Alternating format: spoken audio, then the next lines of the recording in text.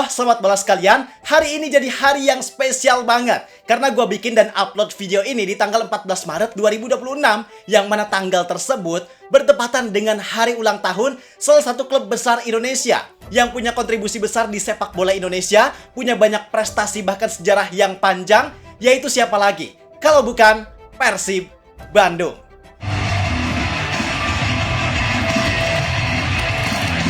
Maka dari itu, gue mau ngucapin selamat ulang tahun buat Persib Bandung yang ke-93 tahun. Semoga di usia Persib yang ke-93 ini bisa bikin Persib jadi makin semangat lagi buat berprestasi, semangat buat meraih gelar juara lainnya, dan yang gak kalah penting adalah semangat juga buat memajukan sepak bola Indonesia.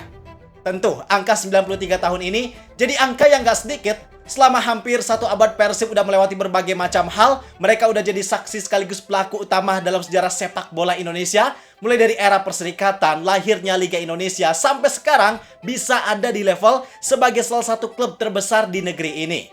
Dan tentu di sepanjang perjalanan tersebut, ada banyak momen yang benar-benar berarti dan penting buat Persib Bandung. Momen yang bikin Persib bukan cuma jadi sekedar klub sepak bola, tapi juga jadi kebanggaan kita semua. Maka dari itu, di video kali ini, gue pengen ngajak kalian semua buat kita flashback ke masa lalu.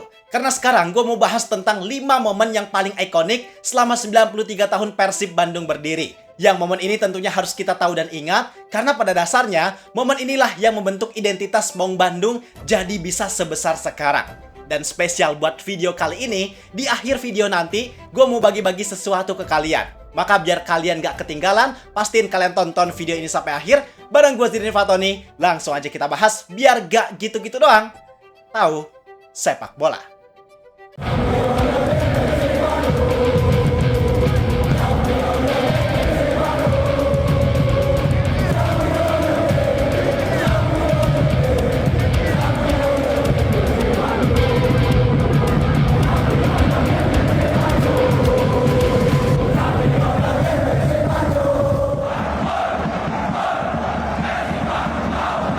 Kita awali pembahasan kali ini dengan momen ikonik yang paling awal terjadi. Yang momen ini jadi cikal bakal kesuksesan Persib. Mungkin di zamannya gak semua orang mikir Persib bakal bisa jadi klub yang sebesar sekarang. Tapi faktanya, semangat mereka pada masa tersebut jadi fondasi yang paling mendasar dari segala macam kebesaran yang dimiliki Persib sekarang. Tepatnya pada tahun 1937. Waktu itu Persib mengikuti kompetisi nasional yang digelar oleh PSSI bernama Inland Steden-Wedstrijden. Atau sederhananya kita setarakan aja kompetisi tersebut sebagai eranya perserikatan. Yang waktu itu diselenggarakan di Stadion Sriwedari Kota Solo. Di fase akhir atau fase final, Persib harus menghadapi beberapa tim kuat kayak PSM Yogyakarta, PSIT Cirebon, dan Persis Solo. Waktu itu, Persib berhasil meraih kemenangan atas PSM dan PSIT. Kemudian di laga terakhir, yang menentukan atau bisa dibilang adalah laga final, mereka harus menghadapi Persis Solo.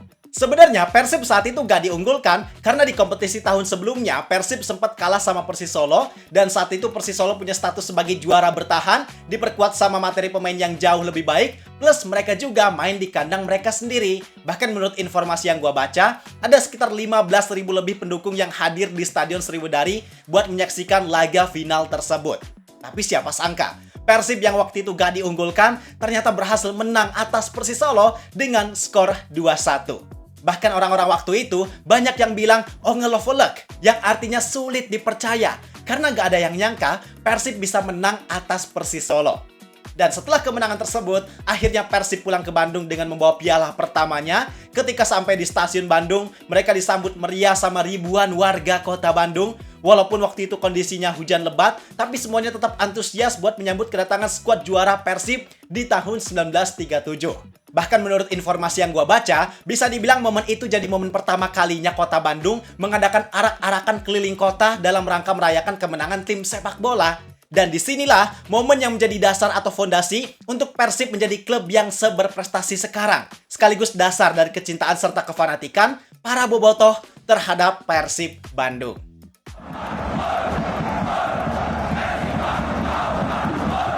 Tahun 1994 jadi akhir dari eranya perserikatan. Kompetisi sepak bola amatir tertinggi di Indonesia pada masanya yang diselenggarakan oleh PSSI sejak tahun 1931. Waktu itu di babak final, Persib melawan PSM Makassar yang diselenggarakan di Stadion Utama Gelora Bung Karno atau Stadion Utama Senayan sebagai venue dari pertandingan final tersebut. Dengan banyaknya materi pemain lokal legendaris hasil binaan Persib itu sendiri, kayak Robby Darwish, Sutiono Lamso, Keke Zakaria, Yusuf Bahtiar, dan lainnya, ternyata berhasil membuat Persib Bandung mampu mengalahkan PSM Makassar dengan skor 2-0 lewat gol yang dicetak oleh Yudi Guntara dan Sutiono Lamso. Yang hasil tersebut membuat mereka berhasil keluar sebagai juara perserikatan pada musim tersebut.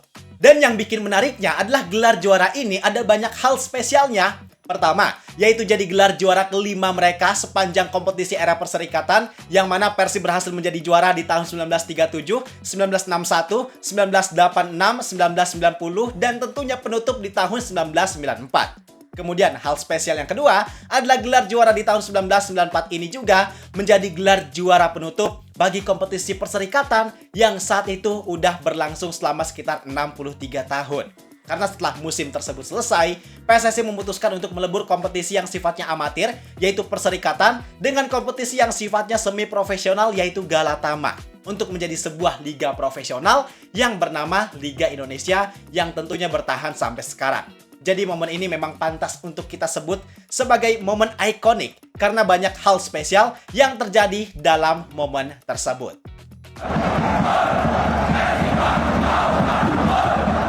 Sekarang kita geser sedikit ke tahun 1995. Momen ini jadi momen yang sangat bersejarah bukan cuma untuk Persib, tapi juga untuk sepak bola Indonesia secara keseluruhan. Karena di tahun tersebut, untuk pertama kalinya sepak bola Indonesia memiliki ekosistem sepak bola yang sifatnya profesional. Karena tadi sebelumnya, bahwa kompetisi perserikatan dan Galatama udah dilebur jadi satu. Alhasil, semua klub sepak bola Indonesia harus mampu beradaptasi dan berevolusi untuk menerapkan sistem yang lebih profesional.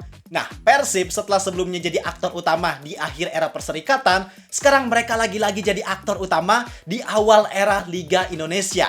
Waktu itu skuad Persib bisa dibilang gak terlalu jauh beda dengan musim sebelumnya. Mereka tetap ditangani sama Indra Thohir dan banyak pemain lokal hasil didikan akademi mereka sendiri. Dan spesialnya di musim ini, Persib jadi satu-satunya tim ex perserikatan yang mampu lolos ke babak 8 besar.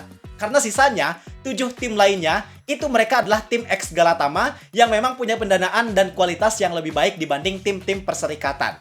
Artinya, di situ kita udah bisa lihat bahwa di saat tim ex perserikatan lain gak mampu bersaing dengan kemajuan yang dimiliki tim ex Galatama, tapi Persib bisa ada satu langkah lebih maju dibanding tim ex perserikatan lainnya dan mampu sejajar dengan kemajuan tim-tim ex Galatama. Kemudian setelah perjuangan panjang, pada akhirnya Persib masuk ke babak final menghadapi Petro Kimia Putra. Dan di laga tersebut, mereka berhasil menang dengan skor 1-0, sekaligus membuat Persib berhak menyandang status sebagai juara pertama era Liga Indonesia. Gila ya Pak? Bayangin, ini jadi momen profesional pertama, mereka harus bersaing dengan tim yang secara sistem udah terbiasa dengan sistem profesional, tapi Persib berhasil keluar jadi juara. Maka ini tentu jadi momen yang sangat spesial karena nilai historis dan perjuangannya jelas sangat berharga bagi Persib Bandung maupun sepak bola Indonesia.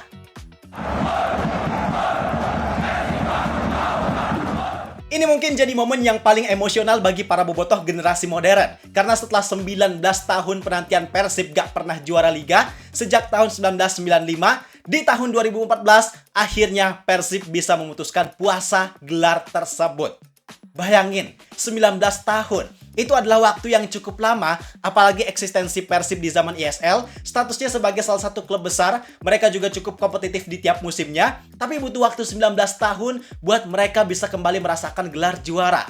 Waktu itu momennya Persib masuk ke babak final Indonesian Super League dan harus berhadapan dengan tim kuat lainnya, yaitu Persipura Jayapura. Selaku juara bertahan sekaligus sebagai tim yang bisa dibilang overpower pada masanya. Karena saat itu, mereka diperkuat sama nama-nama pemain yang hebat kayak Boas Solosa, kemudian Robertino Pugliara, Immanuel Wanggai, Bio Pauline, dan yang lainnya. Bahkan di musim yang sama, Persipura dengan skuad tersebut baru aja mencetak sejarah dengan lolos ke babak semifinal AFC Cup. Jadi bisa dibilang gak mudah buat Persib menjalani laga ini.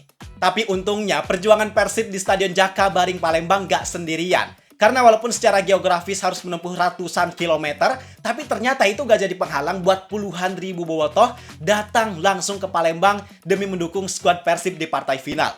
Alhasil dengan kondisi tersebut, kedua tim mampu menciptakan pertandingan yang berjalan dengan sangat sengit Karena waktu normal berakhir dengan skor 2-2, sampai akhirnya masuk ke babak penalti, Imade Wirawan jadi pahlawan pertama buat Persib karena sukses menahan tendangan pemain Persipura Nelson Alom dan Ahmad Jufrianto alias Bang Jupe sebagai algojo terakhir sukses mengeksekusi penalti sehingga membawa Persib keluar sebagai juara Indonesian Super League pada tahun 2014. Bahkan ada juga fakta menarik yang bikin momen ini jadi makin spesial, yaitu gelar juara Persib tersebut menjadi gelar juara penutup bagi eranya kompetisi Indonesian Super League.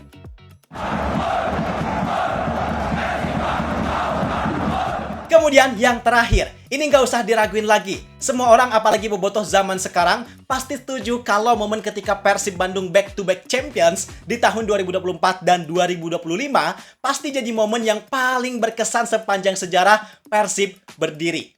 Kenapa? Karena ini jadi momen yang paling prestisius, momen yang paling bikin terharu, bahkan bisa dibilang era sekarang adalah era paling berjayanya Persib karena nyatanya mereka mampu menjadi klub yang sangat dominan di antara klub yang lainnya.